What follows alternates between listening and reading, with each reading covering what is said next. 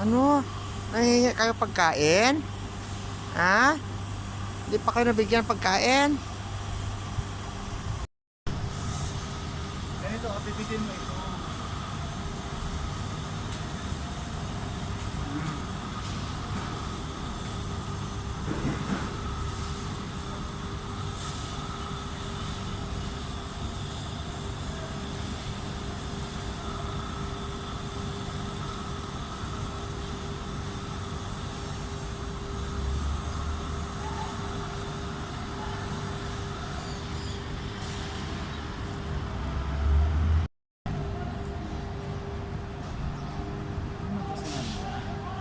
Ang dami nila.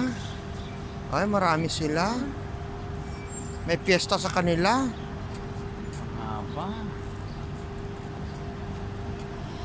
Ah, may paparating pa.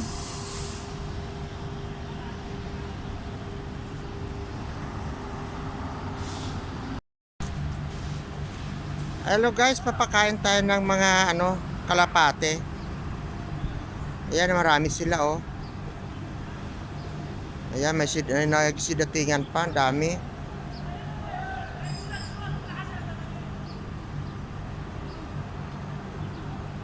Ang dami nila.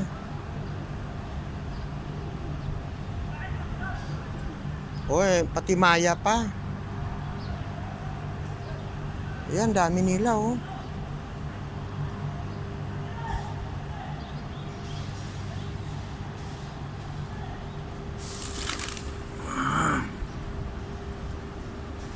Kunwari natatakot pa kayo eh.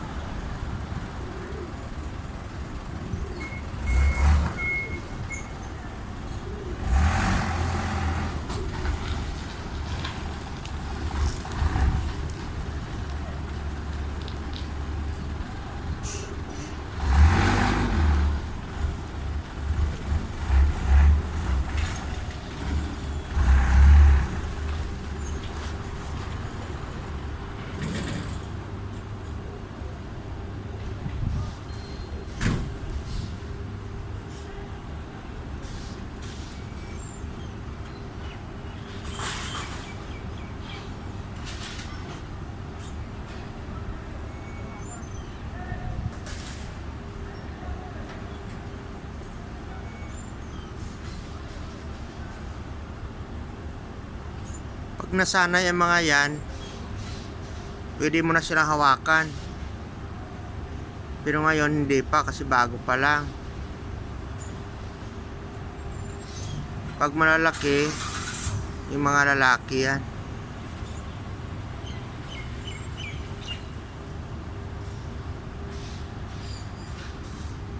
Yan o, mga lalaking dalawang yan.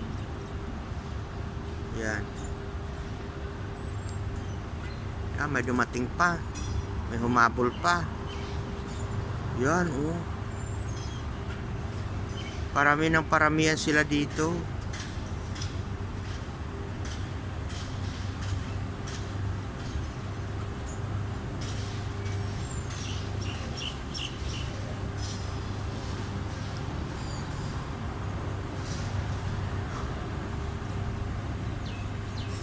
Yan, may dumating na naman.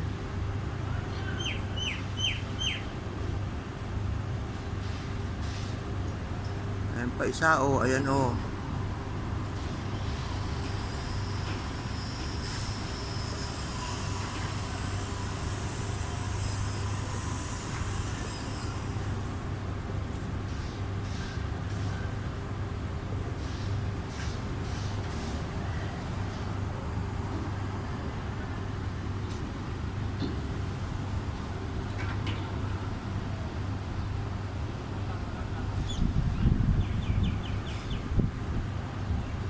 May tubig din sila dyan pag gusto nila uminom. Ah, hinahabol niya isa, oh. Alam na this.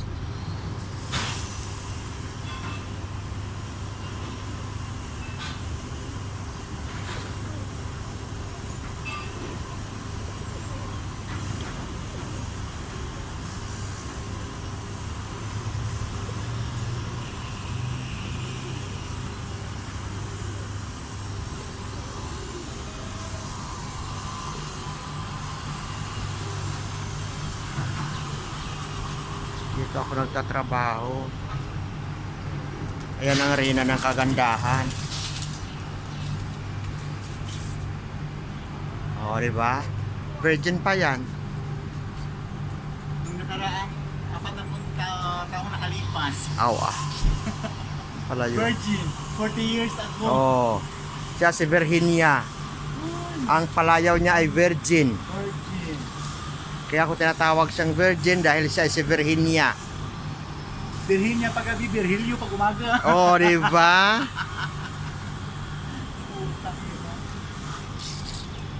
Kapangit naman ang pangalan ko, Virgilio. Ayan ang kanyang service paggabi.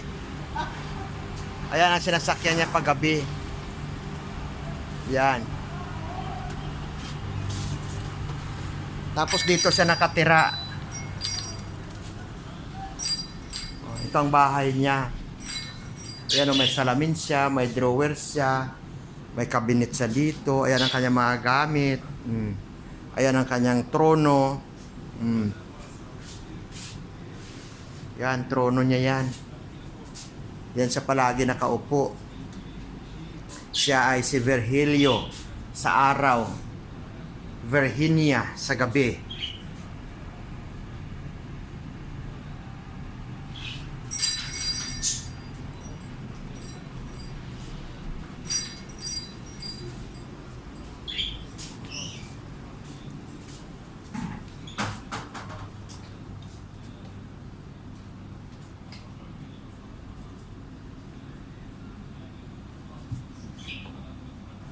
Tapos ito ang kanyang alaga. Ang kanyang mahika.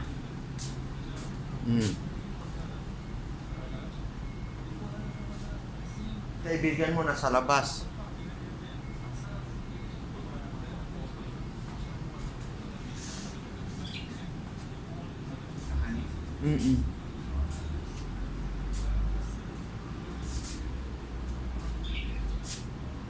Ito ang kanyang laruan pag dito siya sa ano niya, sa palasyo niya. Yan ang kanyang mahiwagang salamin. Dito siya gumagawa ng ritual. Ayan ang mga gamit niya sa ritual niya, oh. Nagre-ritual siya eh. Pag hating gabi, mga alas 12 in punto, gumagawa siya ng ritual dyan.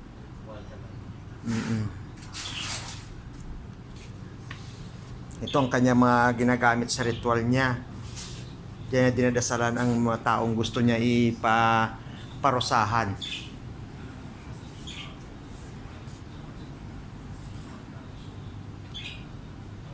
Ito ang kanyang mga alaga.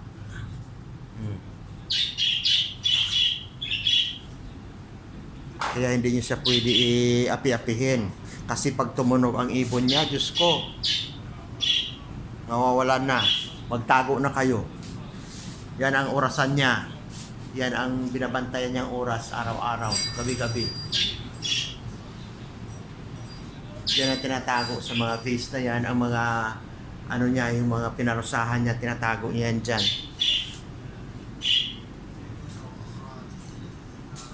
Delikado ang taong yan. Yan, doon sa labas, o tingnan nyo. Yan, may ginagawa na naman siya. Mamayang gabi, may gagawin na naman yan. Ayan. May iiyak na naman mamayang gabi. Ayan, siya, oh. Ayan. Busy siya. Kaya magtago na kayo. Dito niya nilalagay yan, oh.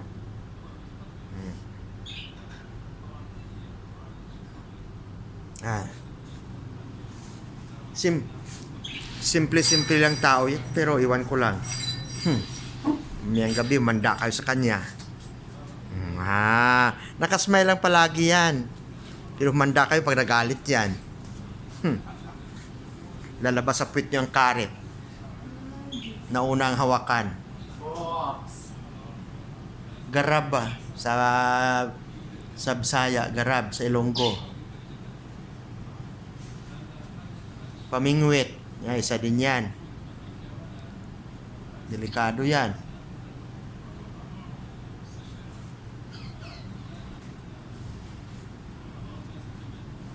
Ito isa niyang ginagamit pag gumagawa siya ng ritual niya, oh. Ayun sa taas na yan, oh. Yung gold na yan, oh. Yan yung tinatago niya ang ulo. Maraming ulo yan dyan tinatago sa loob. Iba-ibang ulo yan dyan. May nakausli, may nakatago, may nakaluwa. Ang mata. Diba? Kaya mag-ingat kayo, guys. Mag-ingat kayo sa taong to. Kita niyo yung star na yan sa taas. Isa din yan sa mga ginagamit niya. Yan, o.